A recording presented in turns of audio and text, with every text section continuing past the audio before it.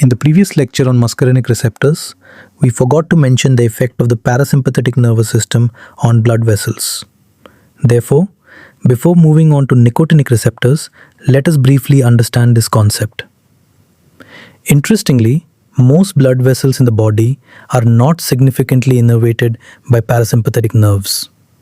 However, they do possess muscarinic receptors, mainly M3 receptors on the vascular endothelium. Since most of these blood vessels lack parasympathetic innervation, so logically, acetylcholine release from these parasympathetic neurons usually does not stimulate these receptors physiologically. So true stimulation of these receptors is more commonly observed when muscarinic agonist drugs are administered, rather than through normal neural release. When these receptors are stimulated, they activate a GQ protein-mediated signaling pathway, leading to an increase in intracellular calcium in endothelial cells. This rise in calcium stimulates endothelial nitric oxide synthase, which produces nitric oxide from L-arginine.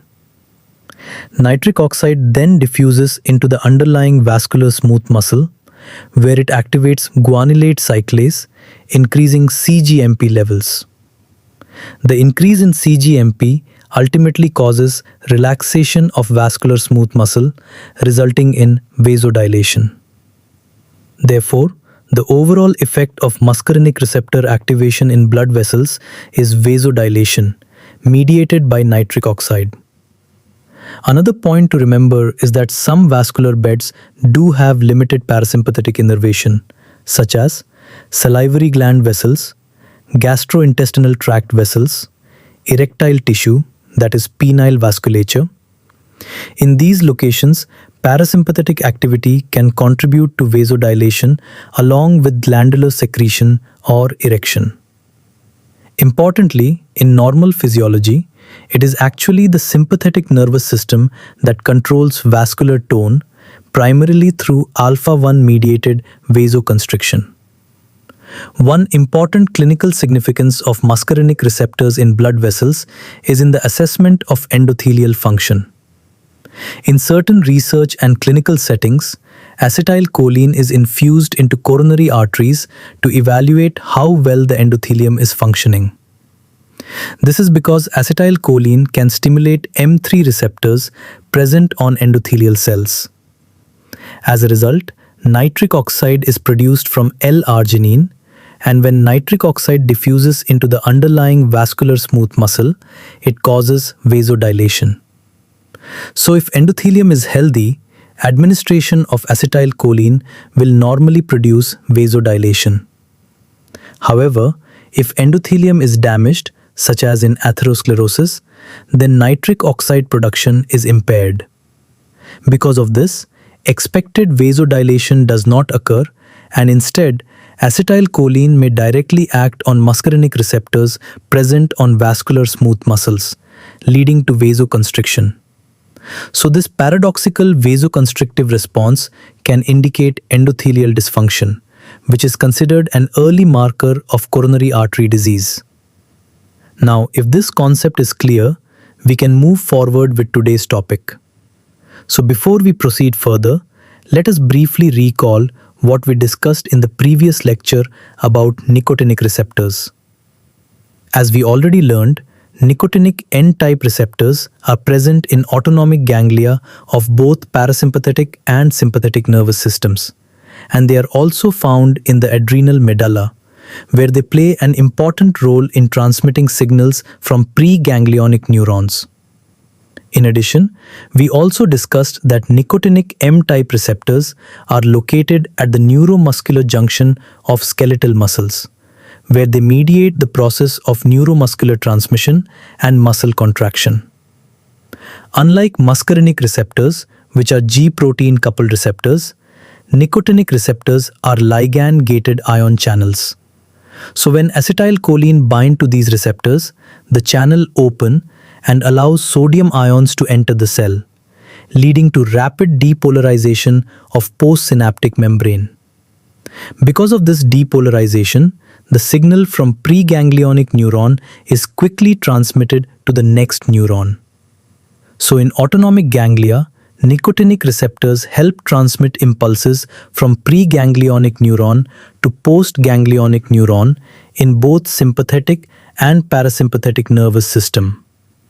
In addition, at the neuromuscular junction, nicotinic receptors present on the skeletal muscle fibers initiate muscle contraction when they are activated by acetylcholine.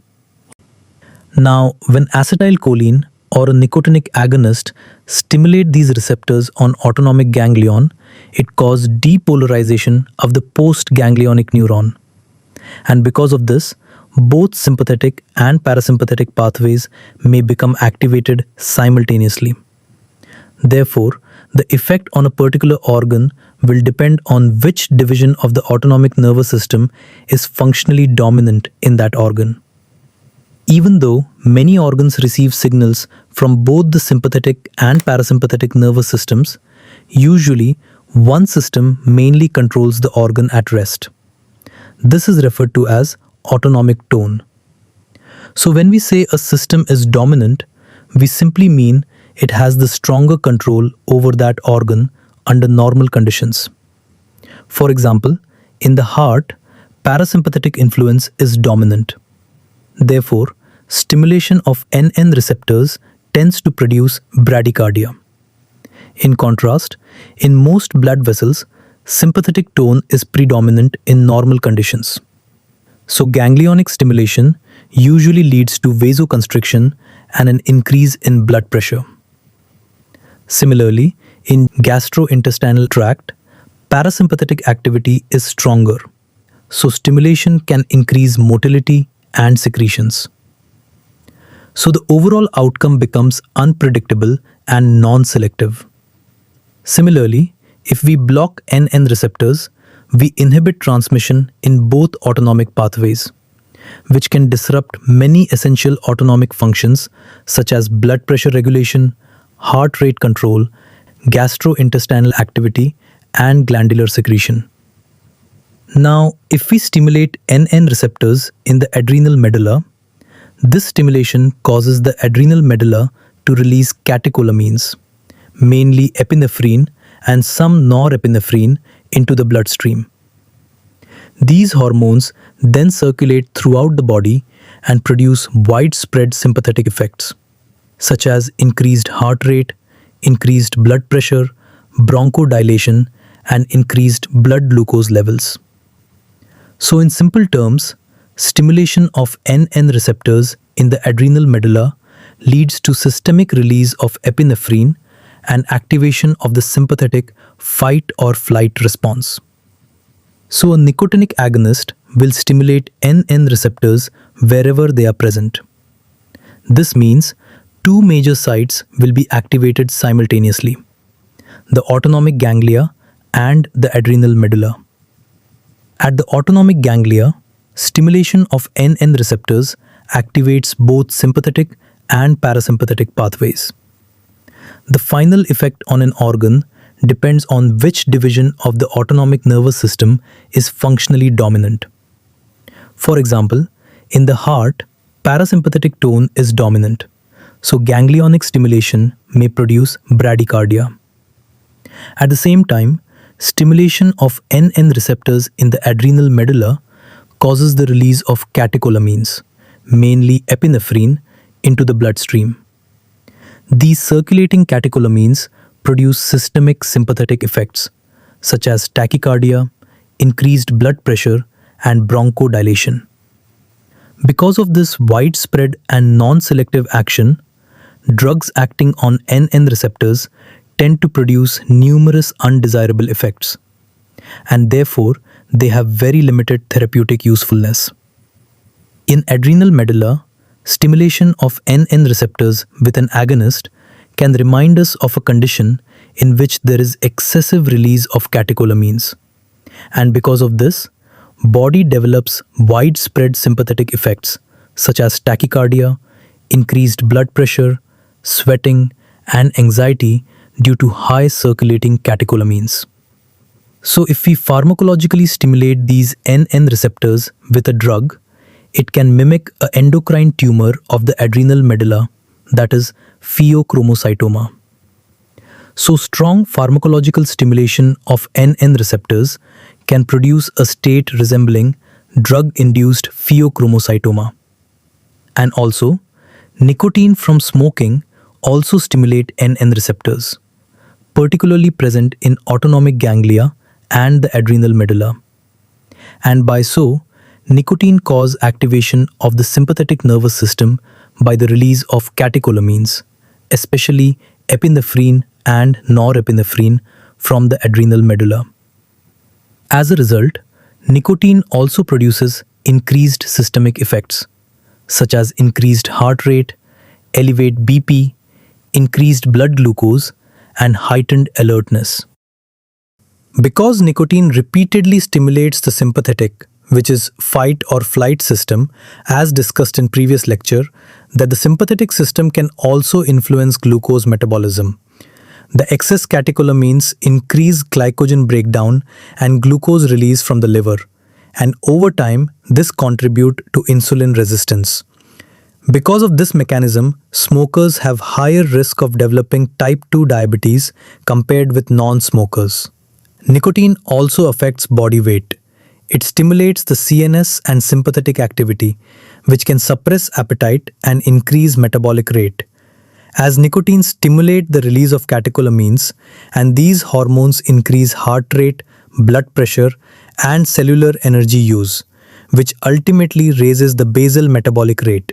They also promote lipolysis in adipose tissue and glycogen breakdown in the liver, providing more fuel for energy. So overall, energy expenditure increases and metabolism becomes higher, which is why smokers often experience reduced body weight.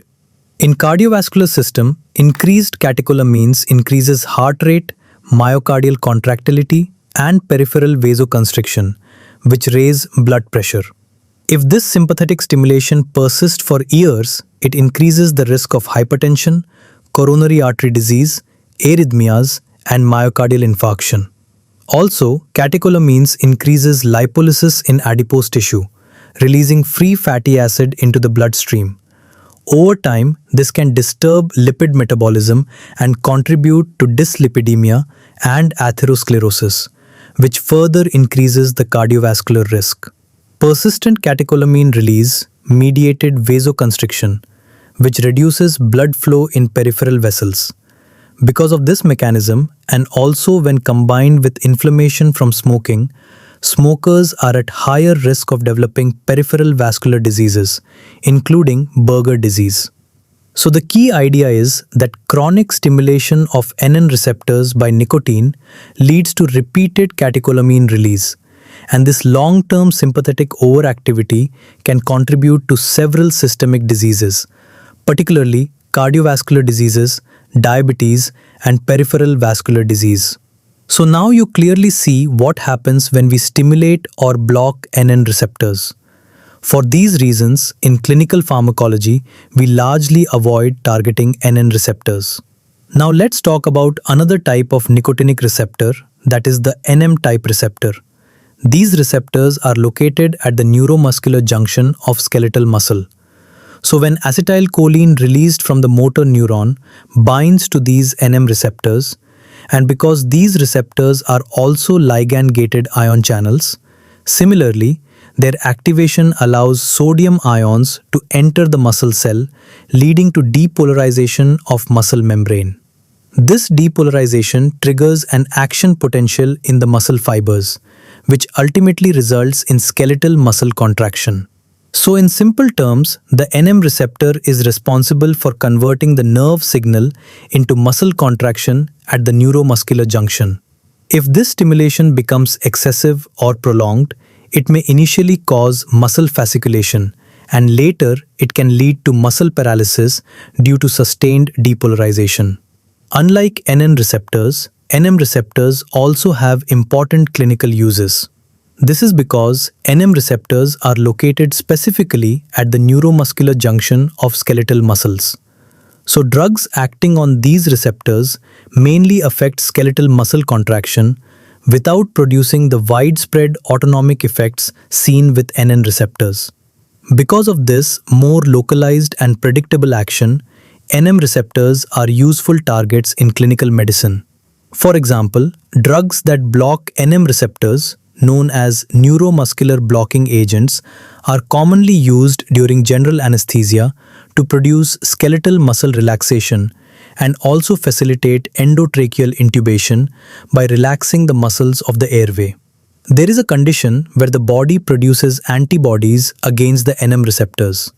Because of this autoimmune attack, the number of functional NM receptors on the motor end plate decreases. So when acetylcholine is released from motor neuron, few receptors are available for binding, which mean muscle depolarization becomes weaker. Because of this impaired neuromuscular transmission, the patient develops muscle weakness that worsens with activity and improves with rest. This condition is myasthenia gravis.